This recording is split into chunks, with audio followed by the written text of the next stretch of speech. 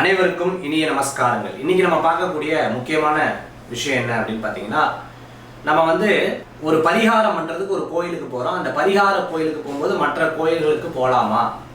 இதை வந்து நிறைய பேர் கேட்குறது உண்டு. சார், நான் வந்து திருப்பதி போயிட்டு காளஹஸ்தி போகலாமா, காளஹஸ்தி போயிட்டு திருப்பதி போகலாமா, இப்படி கேட்பாங்க. அதாவது பரிகார ஸ்தலம்னு போனால் பரிகாரத்துக்கு ஃபஸ்ட்டு போய் பண்ணிடுங்க, அதுக்கப்புறம் மற்ற ஸ்தலங்களுக்கு நீங்கள் போயிட்டு வரலாம். ஆனால் டூர் மாதிரி போகும்பொழுது பண்ணினீங்கன்னா அதுக்கு பலன்கள் கம்மி தான். அதாவது பரிகாரம் அப்படின்னு சொல்லும்போது பரிகாரத்துக்கு முக்கியத்துவம் கொடுத்து பாருங்க.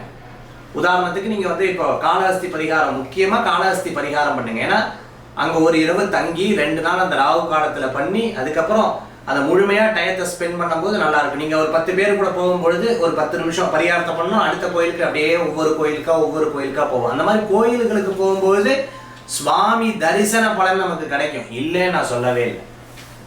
ஆனால் அந்த பரிகார ஸ்தலத்துக்கு போகும்போது அந்த பரிகார ஸ்தலம் போய் 2 நாள் இருந்து அந்த கோயில் நியம நிஷ்டையை ஃபாலோ பண்ணி நம்ம பண்ணும் பொழுது அப்போ நமக்கு எல்லா பலன்களும் கூடி வரக்கூடியதாக இருக்கும், நினைச்ச காரியங்கள் கைகூடக்கூடியதாக இருந்து கொண்டிருக்கும். இப்படி மாதிரி பரிகார ஸ்தலங்களுக்கு சில பேர் திரும்பாபுரம் போகிறோம், நான் வந்து காளஹஸ்தி போகிறோம், நான் வந்து திருநாகேஸ்வரம் போகிறோம், பக்கத்தில் இருக்கிற கோயிலெலாம் போயிட்டு வரலாமான்னு கேட்குறாங்க. பக்கத்தில் இருக்கிற கோயில் போயிட்டு வாங்க. ஆனால் ஃபஸ்ட்டு போனோன்னு பரிகார ஸ்தலத்துக்கு போயிட்டு அதுக்கப்புறம் மற்ற கோயில்களுக்கு போயிட்டு வர்றது நல்ல பலன்களை கொடுக்கும். இந்த பரிகார ஸ்தலத்தில் போனோன்னு டக்குன்னு பண்ணிட்டு போகாமல் மனம் உவந்து நம்ம ஸ்ரத்தையா பக்தியாக அதில் பண்ணுறது ரொம்ப நல்லது. அதே போன்று தான் ராமேஸ்வரம் போன்ற பல்வேறு கோயில்களில் அங்கே இருக்கக்கூடிய முறை நியம நிஷ்டையை ஃபாலோ பண்ணுங்க.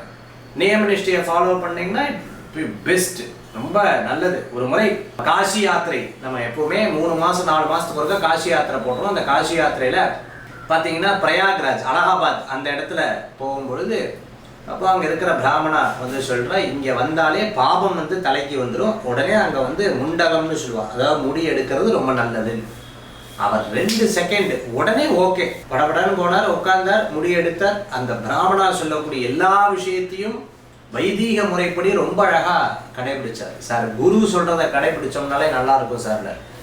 அவரும் ரொம்ப இன்ட்ரெஸ்டடாக இவருக்கு எடுத்து எல்லாத்துக்குமே 1 மணி நேரம் பண்ணுவார், இவருக்கு 1.5 மணி நேரம் ஸ்ரத்தையாக எடுத்து பண்ணி கொடுத்தார்.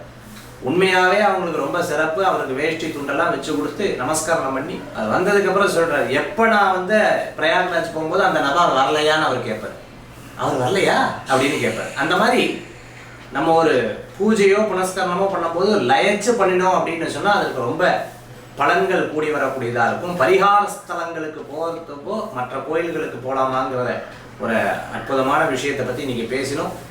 நன்றி, நமஸ்காரங்கள். உங்கள் ஜோதிஷாச்சாரியர் ஜோதிசாமன்.